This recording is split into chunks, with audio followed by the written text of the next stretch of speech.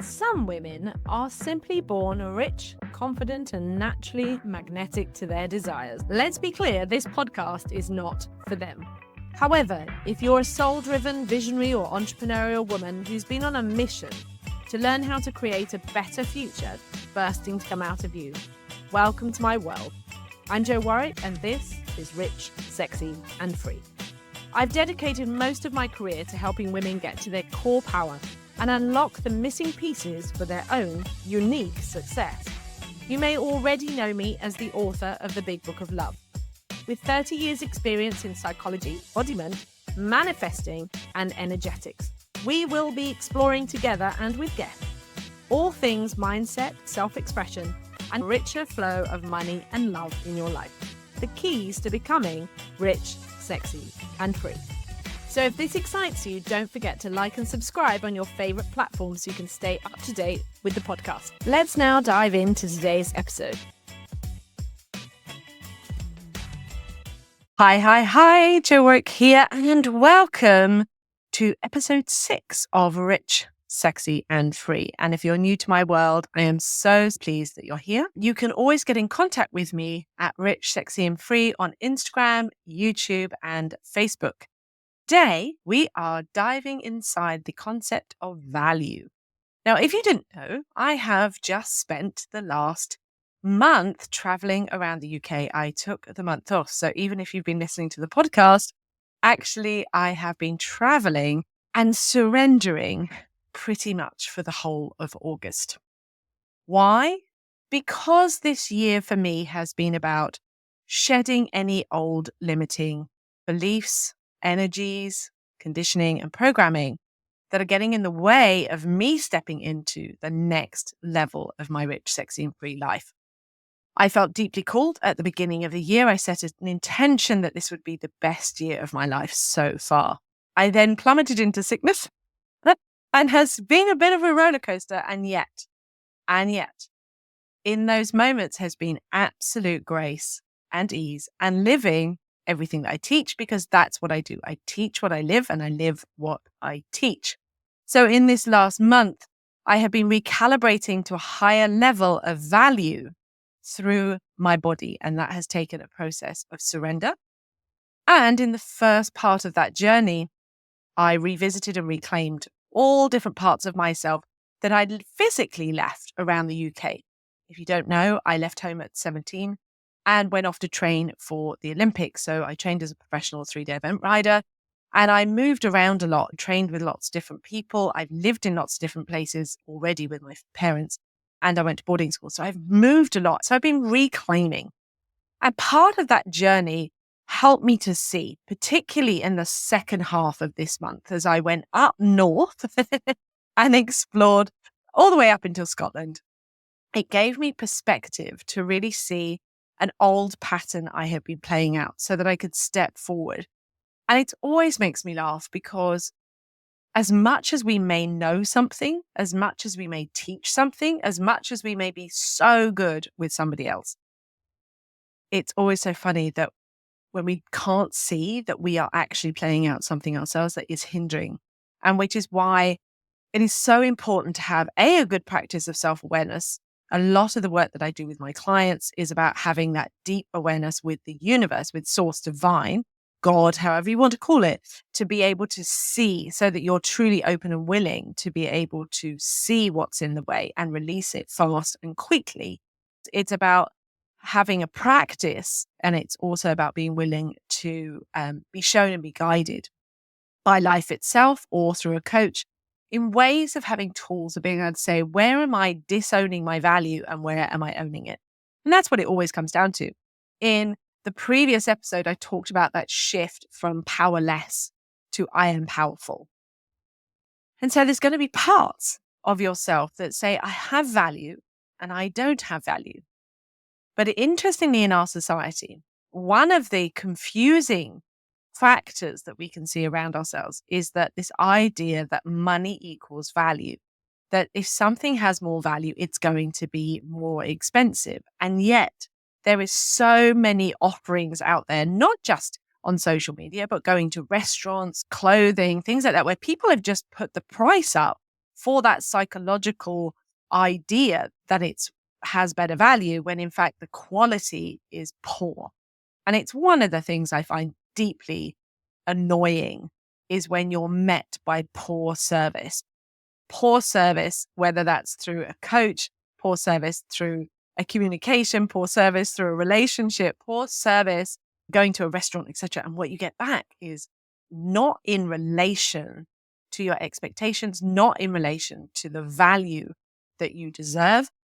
And yet it can go the other way where we devalue ourselves, where we are undervaluing what we're putting out into our business, into our life, into relationships, where we are a big giver, a big lover, and we actually devalue what we're putting out. So there's this twisted idea that can happen with value. Is it about the value that you're giving, the value that you're receiving? Does it have anything to do with money? Yes, of course it does. If you don't have a good concept around value, your value, and what you expect to receive, then the value of money is going to be different in your eyes. And when you have more money, the value of money changes. When you have a different mindset about money, the value of money changes. But it's our job to line up so it feels so good to us, to feel rich, to feel sexy and free, to have the life that you want to live by aligning your sense of value, your sense of what feels good and right to you in what you're putting out and what you're receiving energetically, physically, using your energy, time, space, all of those things in relation to the pricing and the value of what you put out and what you get back. Let's be honest, in a healthy world, money should not come into a relationship, an intimate relationship, but it does. It does about this contract that goes on regarding who's got the money, how are we paying for things. At some levels, we can play out this funny, limited exchange between, what have you given me and what am I receiving? Well, do you remember that game when you were little of Pass the Parcel? It's just one parcel and it has to go around everybody until there's no kids left. And that's the unhealthy state of lack of value, because it's this idea that it's limited. I once heard about a really great example of where value had gone insane. They did a test to see how people would perceive if they invited them to a restaurant that only fed flowers. And what they did was paint a warehouse, put little test tubes around the walls with one single flower, and then fed all the press and all the celebrities who came just raw flowers. This is the new avant-garde next thing. And what happened was all these people were joining in, going, oh, yes, really like the Emperor's New Clothes, going, oh, yes, this is the next big thing. When in fact, when it was then revealed, it was just a social test to see what would happen. Because we can get swept away with other people's concepts of value, other people's concepts on social media, on fashion, in our society that don't sit well with us. And as I said, one of the things that really annoys me is going to a restaurant, the food isn't great, and yet they've whacked their prices up. And that is so wrong. In contrast to that, when we own our own value, we can allow things to not irritate us as much. We can demand a different set of value to come into our life. In one of my programs, Selling is Easy, I talk about the value model I have used going in consulting on 7-figure businesses, where enabling people to actually have this value for you, value for the client, value for the price, value for the product, that it all must be equal. And that is the foundation of a healthy relationship, whether in business, but or even an intimate one. There must be this fair exchange. There must be a fair exchange of energy and time and love. And then if money is part of that equation, then it should flow naturally. It's not that you are coming from a state of you give me this and therefore I have to give you the exact same amount. It's about the fact that you're going to become an abundant economy. Now, in my recent program, my Rich as Fuck program, it is about shifting to that abundant economy, that mindset of knowing that value and money, when you shift into an abundant economy, when you shift your mindset, when you shift your energy and your frequency, you can feel that the economy is in overflow all the time, so that you're not looking at a linear state, you're looking at a conversation between you and an economy that's happening everywhere in your life. that you're receiving in an overflow, and therefore you can hold value. And when that knocks on into your own business, you don't have to just sell high ticket or just sell low ticket. You can do everything because it feels good to you. And that has got to be the key of value. What feels good and right to you now may not also feel good and right to you later, but you can only work with what feels good and right to you now. So when I'm asked about clients about pricing, I always say, what feels good to you? What would feel like the right price for you to feel like you're being honored and seen and valued, and you're honoring and seeing the client? Then you can always put your prices up later as you get more and more confident about that. But it's got to feel good and right to you. So when we think about value, on the inside is the first place it has to start. To see value on the outside in your life, whether that's the service you're receiving, because I recognize that when I go to a restaurant and the service is crap, or when I go and buy a product and the service is crap, it has been in the past a reflection of me, of where I have been frustrated that I know I deliver an incredibly good value service, but I wasn't valuing myself properly. Now, there are times when it's like, no, you're just taking the piss. And I know that it's not like it's a deep program. It's just, that's not right for me. But I don't have to get angry with it. I can just leave. Or I can get a refund, or it doesn't trigger me in the same way. But I think those things really help us to see you have to put up and shut up with poor service. In a relationship, in a restaurant, in a shop, in products, you don't have to put up and shut up.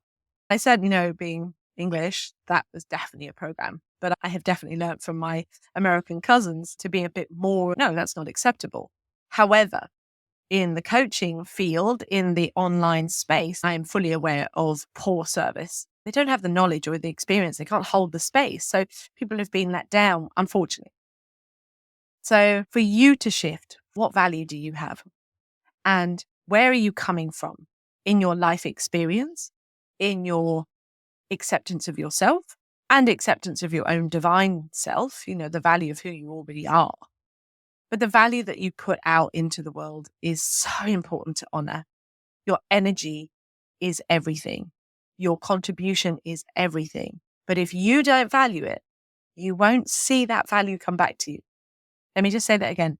If you don't value the energy that you put out, the time, the energy, the love that you're putting out into the world, you won't see the value of that coming back to you.